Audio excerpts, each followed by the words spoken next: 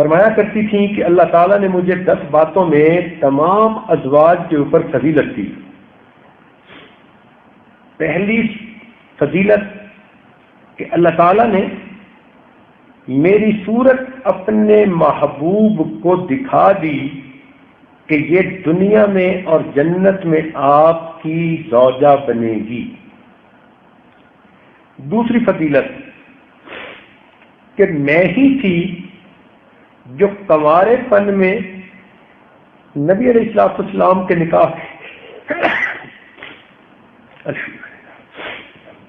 نکاح میں آئی۔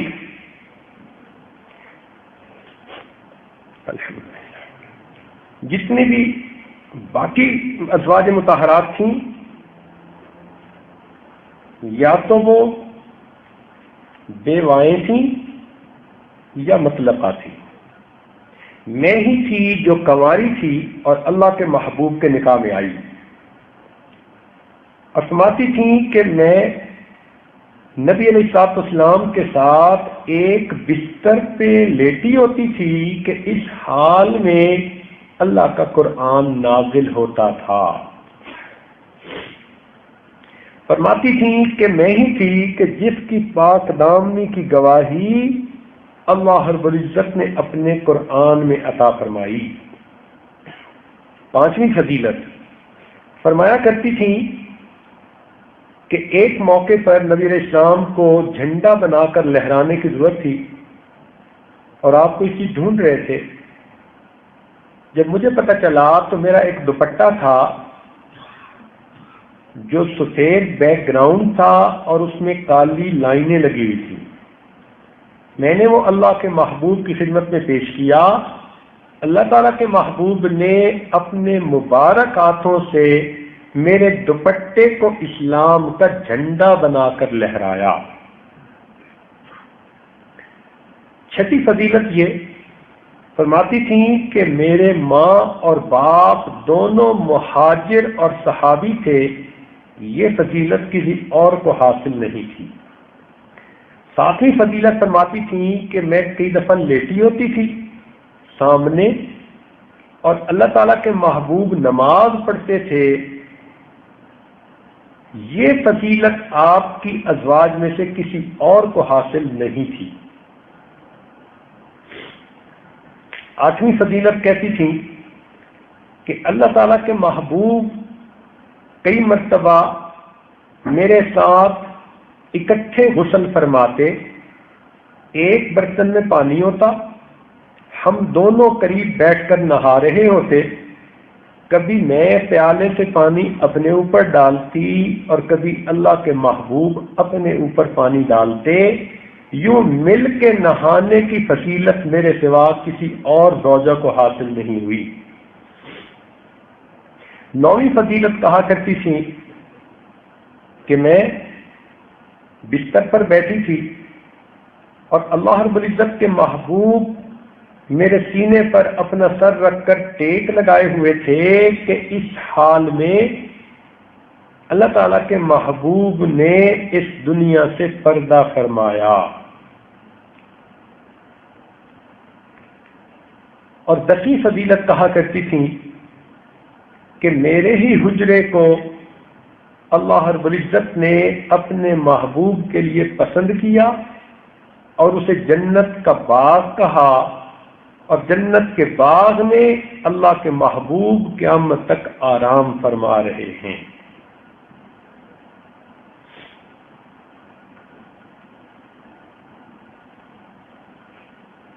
اس کے علاوہ بھی ان کی فضیلتیں تھیں۔ مثلاً اس عاجز کے ذہن میں یہ بات آتی ہے کہ ازواج مطہرات میں وہی تھیں جو آپ صلی اللہ علیہ وسلم کے خلیفہ صدیق اکبر رضی اللہ تعالی عنہ کی بیٹی تھیں، جو آپ کے پہلے خلیفہ بنے اور جن کو نبی علیہ السلام نے صدیق کا لقب دیا۔ یہ فضیلت بھی کسی اور کو حاصل نہیں۔ اور اللہ تعالیٰ نے قرآن مجید میں جو آیت نازل فرمائی اس میں مغفرت اور رزق کریم کا جو وعدہ کیا وہ براہ راست انہی کے بارے میں تھا یہ فضیلت بھی کسی اور کو حاصل نہ ہوئی۔ فرماتی تھی کہ کئی مرتبہ ہم کھانا کھا رہے ہوتے تو اللہ تعالیٰ کے محبوب گوشت کی بوٹی کھاتے اور آدھی بوٹی کھانے کے لیے مجھے عطا فرما دیتے۔ ایسا ہوتا کہ میں پانی پی رہی ہوتی اور اللہ کے محبوب مجھے فرماتے کہ میرے لیے پانی بچا لینا، اور میرا بچا ہوا پانی اللہ رب العزت کے محبوب نوش فرماتے تھے۔ اکثر ایسا ہوتا کہ اللہ کے محبوب میری گود میں اپنا سر مبارک رکھ کر سو جاتے۔ اللہ کے محبوب میرے دل لگی کا اتنا خیال کرتے کہ میری ہم عمر لڑکیوں کو گھر بھیجتے کہ وہ میرے ساتھ آ کر کھیلیں۔ 2 مرتبہ اللہ تعالیٰ کے محبوب نے میرے ساتھ دوڑ بھی لگائی، اور یہ فضیلت بھی انہی کو حاصل ہے۔ اس کی بھی تفصیل ہے۔ ایک موقع پر فرماتی ہیں پہلے موقع پر میں جیت گئی، پھر دوسرے موقع پر اللہ تعالیٰ کے محبوب جیت گئے، اور آپ نے فرمایا تل کا بتل کا، یہ میری آج کی جیت اس پہلی تیری جیت کے برابر ہو گئی۔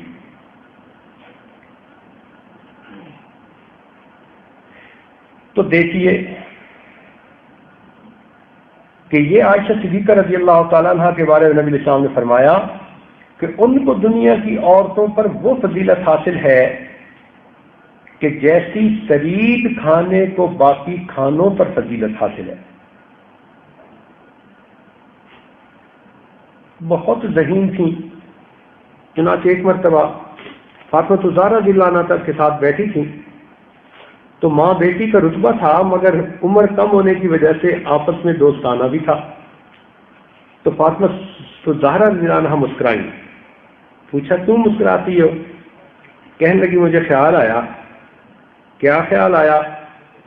کہنے لگی کہ آپ کے والد تو ابو بکر ہیں اور میرے والد تو محمد مصطفیٰ صلی اللہ علیہ وسلم ہیں۔ بس یہ بات سننی تھی کہ عائشہ صدیقہ رضی اللہ تعالیٰ عنہ نے تو نبی علیہ السلام کی تعریفیں کرنی شروع کر دی۔ عائشہ فاطمہ تم نے سچ کہا کہ تم محمد مصطفیٰ صلی اللہ علیہ وسلم کی بیٹی ہو، ہمیں ایمان ملا ان کے صدقے، قرآن ملا ان کے صدقے، ہدایت ملی ان کے صدقے، اللہ ملا ان کے صدقے۔ اتنی نبی علیہ السلام کی تعریفیں کی کہ دل کھول کے تعریفیں کی، اور جب خوب تعریفیں کر چکی تو اس کے بعد فرمانے لگی کہ فاطمہ ایک بات میرے بھی دل میں آ رہی ہے۔ انہوں نے کہا کیا؟ کہنے لگی میرے دل میں یہ بات آ رہی ہے کہ آپ کے شوہر علی المرتضیٰ ہیں تو میرے شوہر بھی تو محمد مصطفیٰ ہیں۔ فاطمہ الزہرا حیران ہو گئی۔ تھوڑی دیر بعد پھر کہا کہ فاطمہ ایک اور بات بھی میرے ذہن میں آ رہی ہے، وہ یہ کہ جب آپ جنت میں جائیں گی تو آپ جنتی عورتوں کی سردار ہوں گی، مگر جس تخت پر آپ بیٹھیں گی آپ کے تخت پر علی المرتضیٰ ساتھ بیٹھیں گے، اور فاطمہ جب میں جنت میں جاؤں گی تو میرے تخت پر محمد مصطفیٰ ساتھ بیٹھیں گے۔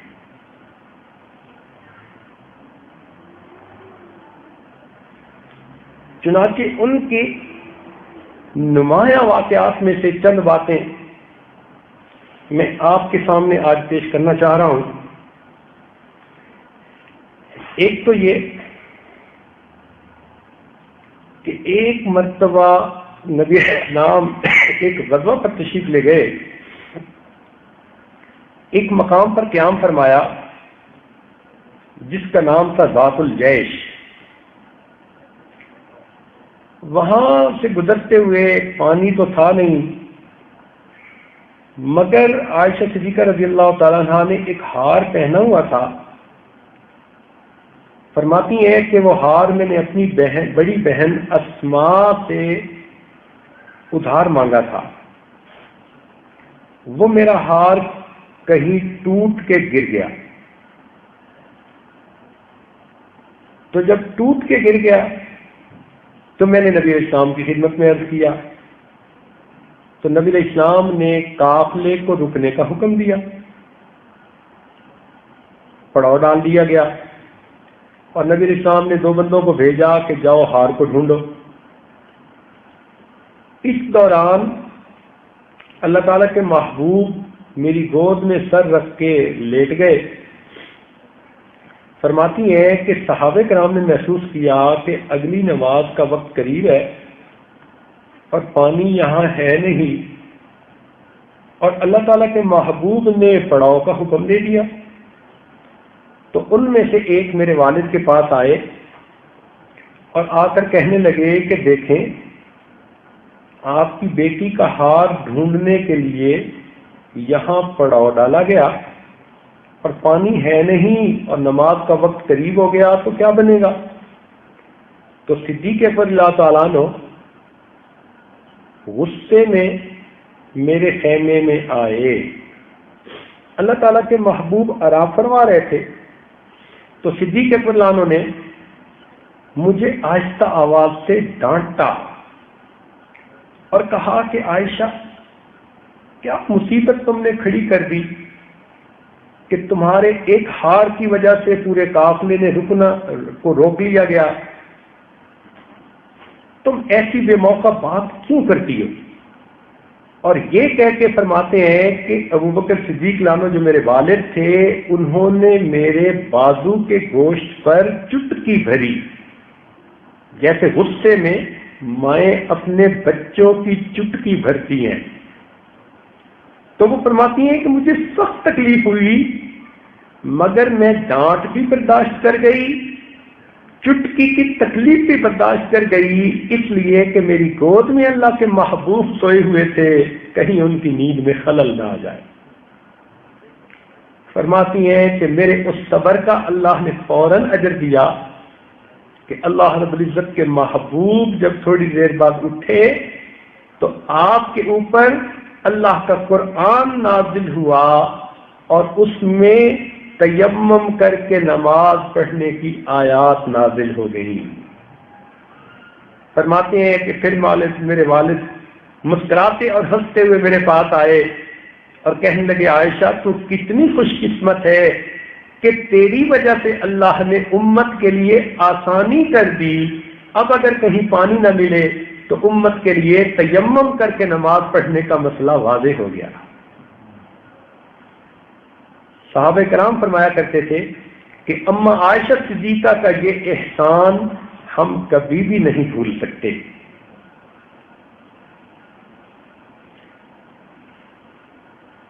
ایک اور بھی واقعہ عجیب ہے کہ غزوہ خیبر کے بعد جب مسلمانوں کے پاس مال و دولت کی خوب ریل پیل ہو گئی تو اس وقت بعض ازواج مطہرات نے بھی عرض کیا کہ ہمیں بھی آپ کچھ سالانہ خرچہ دیجیے، بڑھائیے، بہت تنگی کئی دن فاقے میں گزرتا ہے۔ اللہ تعالیٰ کے محبوب کو یہ بات ناپسند ہوئی کہ میری بیویاں اپنے خرچے کی بات کریں، تو آپ نے 1 مہینے کے لیے اپنی بیویوں سے الگ وقت گزارا۔ تو اس کے بعد آیات تخییر نازل ہوئی جس میں اللہ تعالیٰ نے فرمایا، یا نساء النبی، کہ اے نبی علیہ السلام کی بیویوں، اگر تم دنیا اور اس کی زیب و زینت کو چاہتی ہو تو ہم تمہیں کئی گنا مال دے دیں گے، مگر تمہیں نبی علیہ السلام سے دور ہونا پڑے گا، اور اگر تم نبی علیہ السلام کو پسند کرتی ہو تو پھر تمہیں اس قسم کا کوئی مطالبہ ہی نہیں رکھنا پڑے گا۔ تو جب یہ آیات اتری تو فرماتی ہیں کہ اللہ تعالیٰ کے محبوب سب سے پہلے میرے پاس آئے، اور اللہ تعالیٰ کے محبوب کے دل میں یہ بات تھی کہ عائشہ عمر میں چھوٹی ہے، پتہ نہیں یہ کیسا فیصلہ کر سکے یا نہ کر سکے۔ تو نبی علیہ السلام نے فرمایا، عائشہ میں تمہارے سامنے ایک بات پیش کر رہا ہوں، مگر تم فیصلہ کرنے سے پہلے اپنے والدین سے مشورہ کر لینا۔ اس سے نبی علیہ السلام کی محبت کا پتہ چلتا ہے کہ آپ نہیں چاہتے تھے کہ یہ مجھ سے دور ہو۔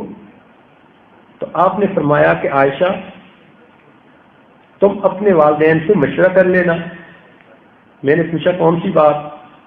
تو نبی علیہ السلام نے بتایا کہ اللہ تعالیٰ کی اس طرح سے وحی اتری ہے کہ یا تم دنیا کی زیب و زینت کو پسند کر لو تو تمہیں ہم کئی گنا زیادہ دے دیں گے، دنیا کا مال و دولت ریل پیل دے دیں گے، تم کو خوش کر دیں گے، یا پھر تم اللہ کے محبوب کو چن لو۔ تو فرماتی ہیں کہ میں نے اسی وقت کہا کہ اتنے مجھے والدین سے مشورہ کرنے کی کیا ضرورت ہے، میں دنیا کی زیب و زینت کو چھوڑتی ہوں اور اللہ کے محبوب کو اپنے لیے پسند کرتی ہوں۔ یہ سن کر اللہ کے محبوب مسکرائے تو میں نے کہا کہ اللہ کے محبوب میرا یہ جواب باقی ازواج مطہرات کو نہ بتانا۔ اللہ کے محبوب نے کہا نہیں، میں تو سچ سچ کہنے والا ہوں۔ چنانچہ باقی ازواج مطہرات کو جب پتہ چلا کہ ام المومنین عائشہ صدیقہ نے یہ کہا تو سب نے وہی الفاظ کہے، چنانچہ سب ازواج مطہرات نے اللہ کے محبوب کو پسند فرما لیا۔ یہ بھی ایک عجیب واقعہ ہے کہ جب نبی علیہ السلام پردہ فرمانے سے تھوڑی دیر پہلے عائشہ صدیقہ رضی اللہ تعالیٰ عنہا کی گود میں سر رکھ کے آرام فرما رہے تھے تو اس وقت ان کے بھائی عبد الرحمن آئے اور ان کے ہاتھ میں ایک مسواک تھا۔ نبی علیہ السلام نے جب اس مسواک کو دیکھا تو ذرا توجہ سے دیکھا تو بیویاں تو اپنے میاں کی منشا کو پہچانا کرتی ہیں۔ فرماتی ہیں میں نے پہچانا کہ اللہ کے محبوب مسواک کرنا چاہتے ہیں تو میں نے وہ مسواک لے کے اللہ کے محبوب کو دی، مگر وہ ذرا سخت تھی تو میں نے پہچانا کہ یہ سخت ہے تو میں نے پوچھا اے اللہ کے محبوب میں آپ کو نرم بنا کر دوں؟ تو محبوب نے اشارے سے کہا ہاں۔ فرماتی ہیں میں نے اس مسواک کو چبایا اور میرے چبائے ہوئے نرم کیے ہوئے مسواک کو اللہ کے محبوب نے اپنے منہ میں لے کر چبایا۔ وہ فرماتی تھیں کہ یہ فضیلت بھی مجھے ملی کہ آپ کے پردہ فرمانے سے پہلے میرے منہ کا لعاب اللہ تعالیٰ کے محبوب کے منہ کے لعاب کے ساتھ مل گیا۔ پھر ایک واقعہ ایسا ہے کہ جو آپ کی زندگی میں پیش آیا مگر وہ واقعہ بڑا عجیب ہے۔ ہوا یہ کہ غزوہ بنی مصطلق میں نبی علیہ السلام کے ساتھ عائشہ صدیقہ رضی اللہ تعالی عنہا تھی۔ جب وہاں سے واپسی ہونے لگی تو نبی علیہ السلام نے کوچ کا حکم دیا۔ دستور اس زمانے میں یہ تھا کہ ازواج مطہرات کے لیے ایک پالکی بنائی ہوتی تھی، ہوبر جس کو کہتے تھے، اس میں صحابہ جب پردہ کر لیتے تھے تو زوجہ محترمہ آ کے بیٹھ جاتی تھی اور پھر 5-6 آدمی اس کو اٹھا کر اونٹ کے اوپر رکھ دیتے تھے۔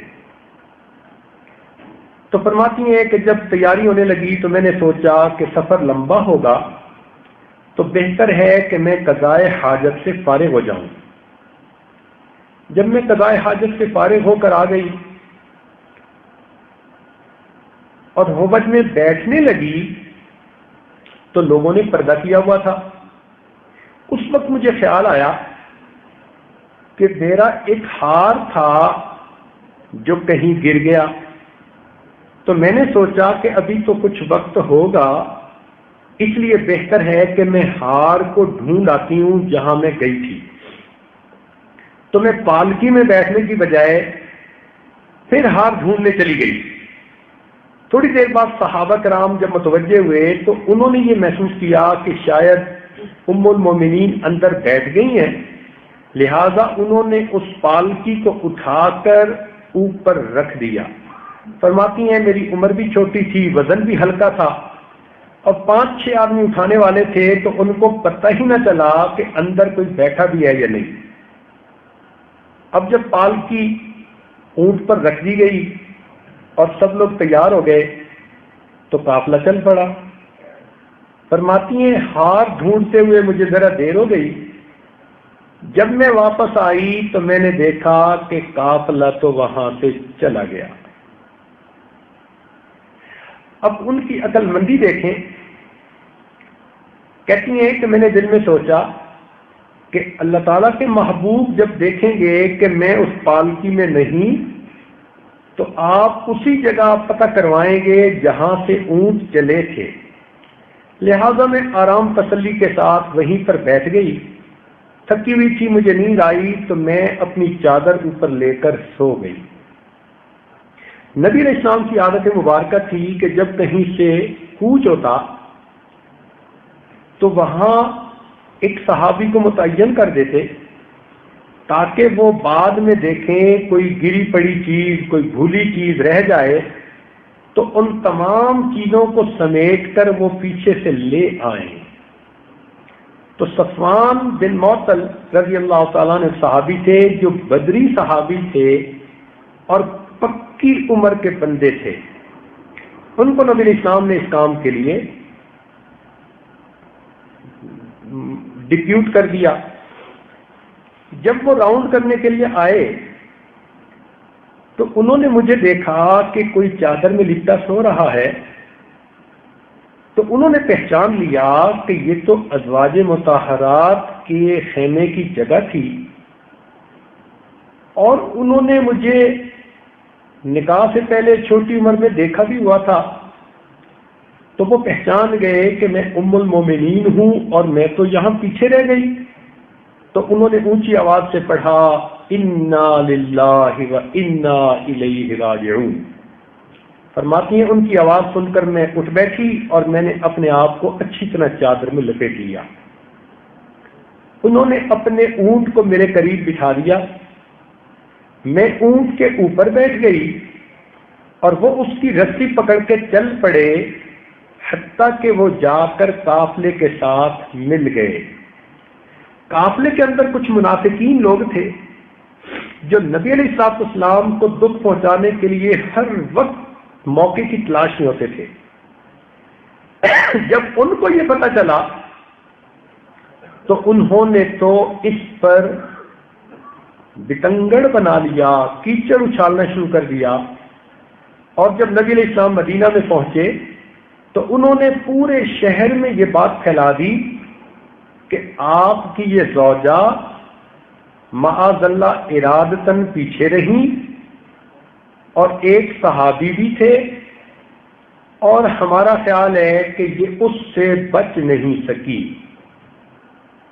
اب یہ بات سارے شہر میں پھیل گئی اور منافقین نے اس کو ہر کان میں پہنچا دیا۔ اتنا پروپیگنڈا کہ کئی مسلمانوں کو بھی اس بات پہ دل میں شک پیدا ہو گیا کہ آخر پیچھے کیوں رہیں، پھر اتنا وقت وہاں رہیں، پھر ایک جوان آدمی وہ بھی تھا، پھر دونوں مل کے آئے۔ تو جیسے ایک عام سوچ ہوتی ہے نا بندے کی، تو اس سوچ سے منافقین نے سوچا تو ان کو تو پروپیگنڈا کرنے کا بہترین موقع مل گیا۔ 1 مہینہ پروپیگنڈا ہوتا رہا۔ فرماتی ہیں کہ میں گھر میں آئی تھی تو میں سفر کے بعد بیمار ہو گئی اور مجھے کسی بات کا پتہ ہی نہیں چلا۔ ایک رات کو میں ایک صحابیہ کے ساتھ قضائے حاجت کے لیے باہر گئی تو وہ صحابیہ کسی جگہ پر گرنے لگیں تو انہوں نے اپنے بیٹے کے لیے بد دعا کر دی، ام مستح۔ جب انہوں نے بد دعا کی تو میں نے انہیں کہا کہ اپنے بیٹے کے لیے تو کوئی نہیں بد دعا کرتا۔ انہوں نے کہا کہ بیٹے کے لیے بد دعا تو کوئی نہیں کرتا، تمہیں پتہ نہیں کہ میرے بیٹے نے کیا کہا؟ میں نے کہا مجھے تو نہیں پتا۔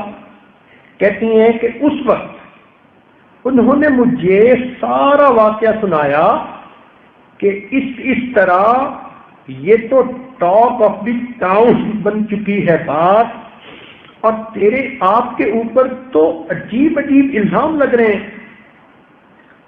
فرماتی ہیں کہ یہ بات سن کر میرے تو پاؤں تلے کی زمین ہی نکل گئی۔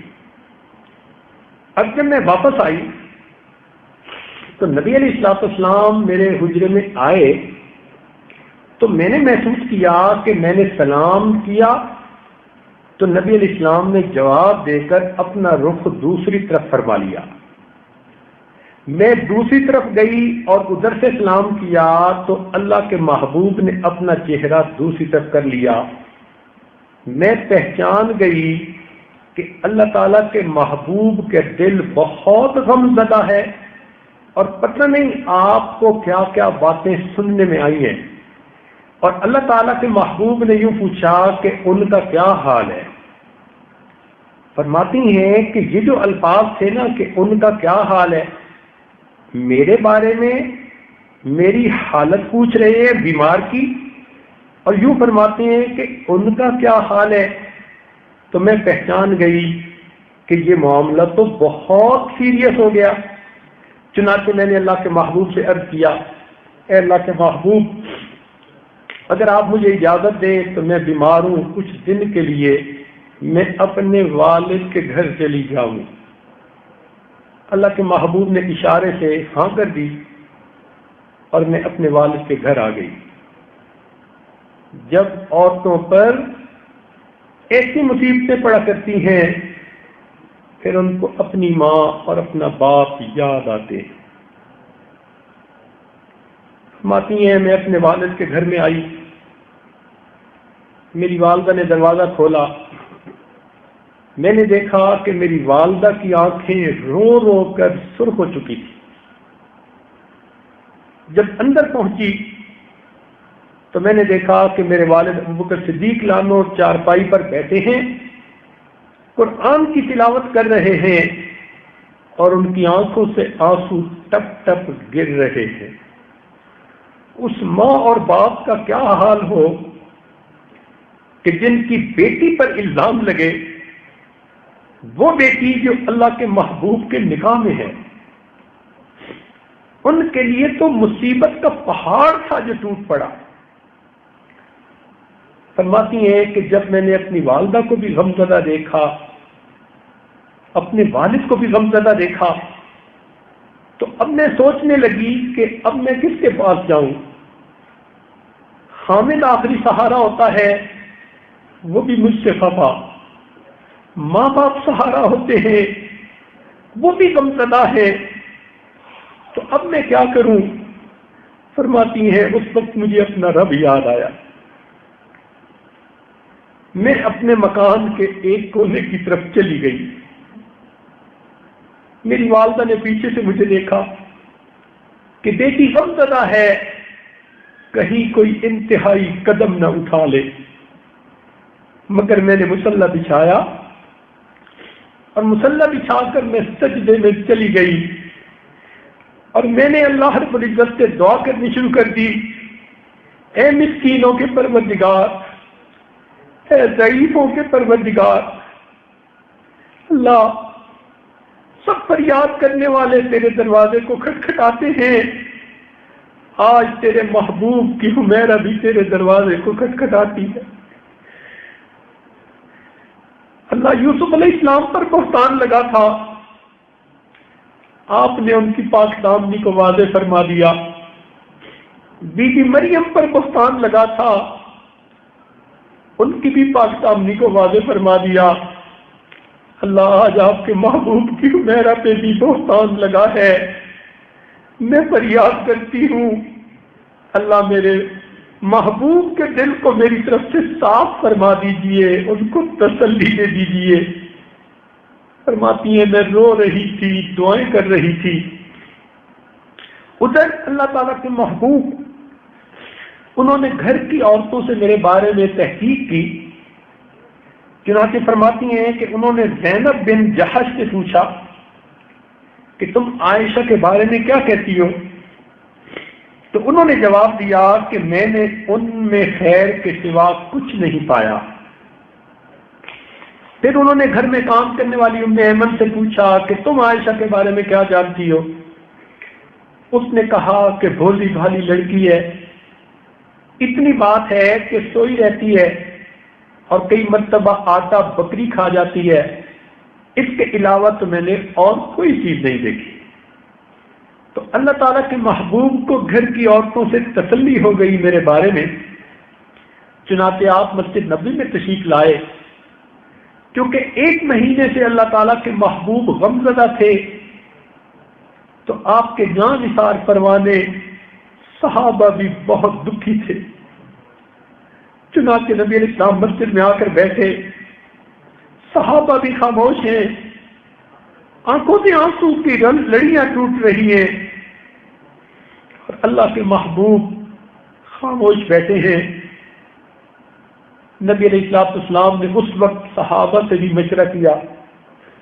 صدیق اکبر تو چونکہ والد تھے اور اپنے گھر پر تھے, باقی صحابہ وہاں موجود تھے, تو نبی علیہ السلام نے عمر بن خطاب عنہ سے پوچھا, عمر آپ اس معاملے میں کیا کہتے ہیں؟ تو عمر رضی اللہ تعالیٰ عنہ نے جواب دیا, اے اللہ کے محبوب, اللہ تعالیٰ نے آپ کو اتنا پاک فرمایا اور بنایا کہ گندی مکھی بھی کبھی آپ کے جسم کے ساتھ نہیں لگی. یہ کیسے ممکن ہے کہ آپ کی زوجہ جس کے ساتھ آپ ایک بستر پہ رات گزاریں اس کے اندر کوئی گندگی ہو؟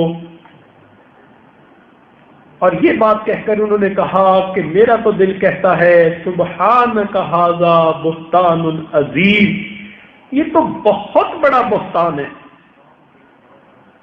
نبی علیہ السلام نے اس کے بعد عثمان غنی رضی اللہ عنہ سے پوچھا, آپ اس بارے میں کیا کہتے ہیں؟ عثمان رضی اللہ عنہ نے جواب دیا, اے اللہ کے نبی, آپ کو اللہ تعالیٰ نے اتنی عظمت دی کہ آپ کا سایہ بھی زمین سے نہیں پڑتا, اس لیے کہ کسی کا پاؤں اس سائے کے اوپر نہ پڑ جائے. تو جس پروردگار نے آپ کے سائے پر دوسروں کے پاؤں پڑنے کو پسند نہ کیا, یہ کیسے ممکن ہے کہ آپ کی زوجہ پر دوسرے کو قابو اللہ تعالیٰ عطا فرما دے؟ نبی علیہ السلام نے سنا تو آپ کو کچھ مزید تسلی ہوئی. علی رضی اللہ عنہ بیٹھے تھے, پوچھا, علی آپ کیا کہتے ہیں؟ انہوں نے کہا, اللہ کے نبی, ایک مرتبہ آپ کے نالین مبارک کے ساتھ نجاست لگ گئی تھی, گندگی لگ گئی تھی, آپ پہننا چاہتے تھے, تو جبریل امین کے ذریعے سے اللہ تعالیٰ نے آپ کو جتلا دیا تھا کہ اس جوتے پر نجاست لگی ہوئی ہے. تو جو پروردگار نجاست والا جوتا آپ کو پہننے نہیں دیتا, وہ نجاست والی بیوی آپ کے بستر پر کیسے آنے دے گا؟ اللہ کے محبوب کو تسلی ہو گئی, مگر آپ خاموش تھے. تو علی رضی اللہ عنہ نے آپ کا دل رکھنے کے لیے کہا, اللہ کے نبی کیوں غمزدہ ہوتے ہیں؟ آپ کے لیے عورتوں کی کمی تو کوئی نہیں ہے. جب انہوں نے یہ بات کہی تو عمر لانوں کو پھر جوش آیا, کھڑے ہو گئے, کہنے لگے, اللہ کے محبوب, آپ مجھے اتنا بتلا دیجیے کہ آپ نے ان سے اپنی مرضی سے نکاح کیا تھا یا اللہ رب العزت کی مرضی سے نکاح کیا؟ تو نبی علیہ السلام نے انگلی کا اشارہ آسمان کی طرف کر دیا کہ میں نے اللہ رب العزت کی مرضی سے نکاح کیا. تو عمر لانو نے کہا, اے اللہ کے محبوب, جس کو اللہ نے آپ کی بیوی بنایا اس کے بارے میں تو اس بات کا تصور بھی نہیں کر سکتے. آپ عمر کو اجازت دیں, میری تلوار ان منافقین کی گردنوں کے لیے کافی رہے گی. چنانچہ اللہ تعالیٰ کے محبوب کو مزید تسلی ہو گئی. چنانچہ اس کے بعد آپ نبی علیہ السلام اٹھے اور صدیق اکبر لانو کے گھر تشریف لے آئے. حدیث پاک میں آتا ہے کہ آپ ام رومان جو عائشہ صدیقہ رضی اللہ تعالیٰ عنہ کی والدہ تھی, انہوں نے دروازہ کھولا, نبی علیہ السلام اندر تشریف لے آئے. ابو بکر صدیق تلاوت کرتے ہوئے اٹھے, انہوں نے بھی سلام کیا اور نبی علیہ السلام کو چارپائی کے اوپر بٹھا دیا. نبی علیہ السلام نے دیکھا کہ ماں بھی ہے, والد بھی ہے, مگر میری حمیرہ کہیں نظر نہیں آتی. تو نبی علیہ السلام نے پوچھا حمیرہ کہاں؟ تو والدہ نے بتایا کہ وہ تو مصلی پر سجدے میں اپنے رب کے سامنے دعائیں مانگ رہی ہے۔